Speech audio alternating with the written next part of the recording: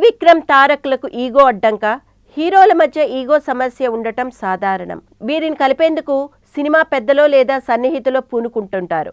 ఈ సమస్య ఇప్పుడు జూనియర్ ఎన్టీఆర్ మాటల మాంత్రికుడు త్రివిక్రమ్ శ్రీనివాస్ మధ్య ఉన్నట్లు ఫిలిం నగర్ టాక్.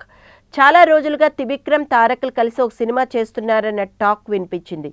మరి ఏమైందో తెలియదు, కానీ దానికి ఫుల్ స్టాప్ పడిపోయింది.